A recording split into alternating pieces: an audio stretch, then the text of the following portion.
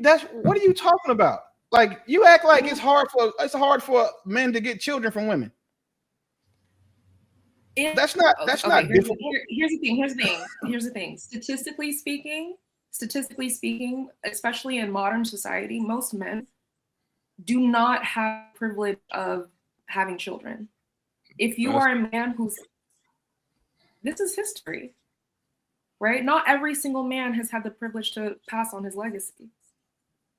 Even now, like if you're a man with children, you're like there are plenty of men and women, but there are plenty of men who will never pass on their genes. And those also men don't get married either. So what are you saying? So and you think there are men out here who are actively trying to have kids and further their lineage and they're not able to do it? You think it's a lot of men out here that just like they try and they just can't?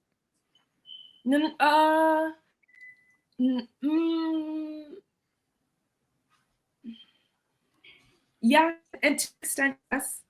I think a lot of men have a biological drive to pass on their genes, all men, and not every man has the capacity to do that, even if they want to. That's why you have these hierarchies. That's why some men at the very top and there are men at the very bottom, right? All men have this biological drive, but not every man has the capacity to fulfill that drive.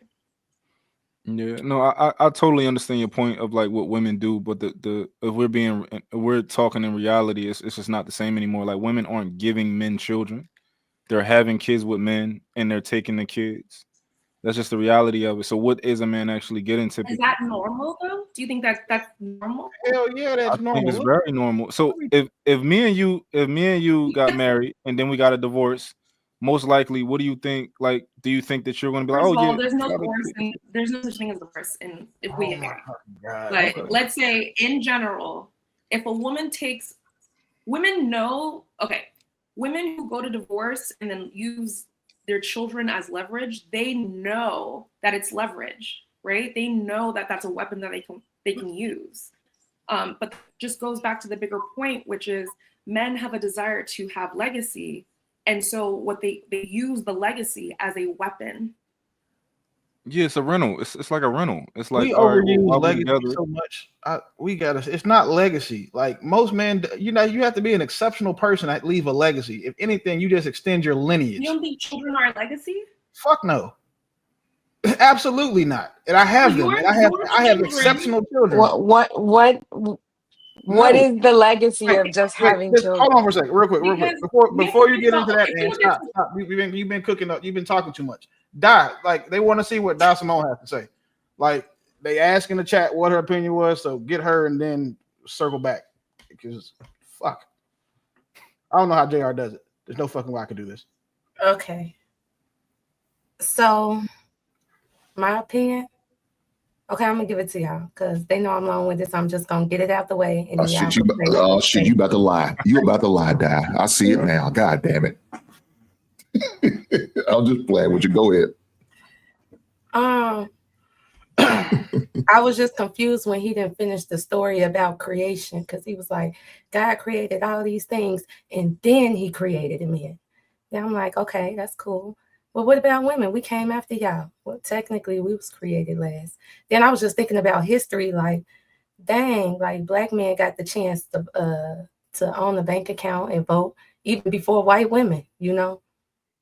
I was thinking about the role men had to play and the reason why I initially wanted a husband. And I know I didn't have a dad, but when my uncles and them started calling me after seeing the podcast, they shamed me. Because they was like, yeah, you didn't have your dad, but you had us.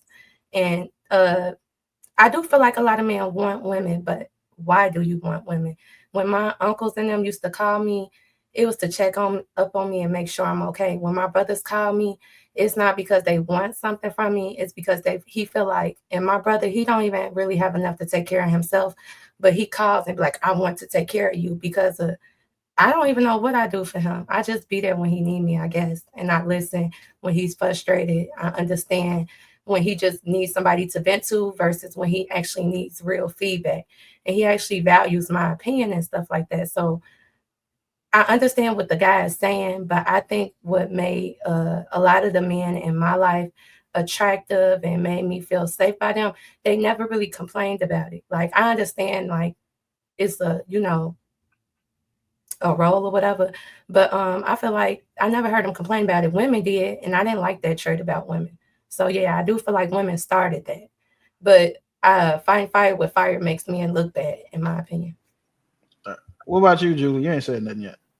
Well, but that's what he's saying in the video. Like, men do all of these things for us and don't expect anything in return. Like, your uncles would check up on you, right? And still, with that action, they're still not considered. He wasn't referring to men wanting rings that are like princess cut or diamond cut. He was referring to the way society caters so much to women that women got 18,000 variations of rings. And even though men are the ones that carry all the weight, they only get 4 options. He was talking about consideration, how men always come in last despite having to always carry the load. Does that my make brother sense? didn't come in last though. Yeah, I get what you're saying, but my brother, he never came in last, and that's why I was trying to say women did do it first, to your point, and because I considered him without him having to be on his feet, without him having to, and because when he came and gave when he had it, I appreciated it. But I agree with him. A lot of women don't do that. Right. You showed your appreciation. But in response, when the mother of his children was treating him that way, in order for them to do something different, he had to change first. That's all I had. I'm just leave it there. Yeah. But I see it all the time. I have a question for Di. You said that you got a ladies' night, and where's the men's night? What you were saying is correct, but the examples he's using, it feels like it's missing. Maybe that's why I'm missing. He's using those real world examples to drive the fact that women get all of these luxuries and men don't get the consideration. Di, you said that your uncles kicked you up and they were kind of like, they shamed you because you said that, you know, you didn't have your dad, but you didn't mention them. That's the consideration that we're talking about. That's the consideration. Like, you didn't even consider them. I'm assuming, I don't know what the conversation was, but I'm assuming you talked about not having a father and the impact that may have had on you. Because that was like the topic. Yeah, that was the topic. So you didn't even consider them. And that I should have brought up, I had a father figure, but to me, that would have been diverting from the main topic of what came from me not having a father. And you didn't do it maliciously, though. That's what it wasn't malicious. So, and that's the thing, right? It's so normal to not consider men. That's what he's talking about. It's normal not to. Like, and when you just, so you want to use a bigger example, just look at, you know what I'm saying, how like men are told not to be a certain way because, you know, they got to be tough, whatever, right? They don't consider that, you know what I'm saying, these tough niggas have feelings too, right? They don't consider, you know what I'm saying, the pressure that a guy has by, you know, being a husband or taking on a family. Like, they don't consider those things. And then when shit fails, we're always going to be the ones that get blamed for it. Y'all, like, nobody ever says, when you find out your homeboy got divorced or even one of your cousins, you be like, damn, what you do? Like, what happened? You never think like, okay, well, the wife was a hoe. She was out here sucking dick. Like, she had, you know what I'm saying? She went and got a chest full of prison tattoos and shit. Right. Like, you never consider what the woman did. It's always the man's fault. No, I do agree with you to that extent, but I think it more so have to do with, because if you think about the environments you talked about where it was a lack of consideration for men run those companies. And I think it's just with those specific examples, men don't really, I never see them. When you see them outside, the main thing those men have is they want to be, and they're not into rings like women. But if that's something you care about, I agree to Hink's point. You know, I get it mixed up sometimes. I get kind of my accent. But to his point, I agree with him. A lot of men have to start stepping up and saying, I want this, and assert that alpha. I think that's what he said, I'm going to get what I want. And I feel like that's attractive. When men do that and they assert themselves and say, I'm not going to settle for less than this, then you put the ball back in your court.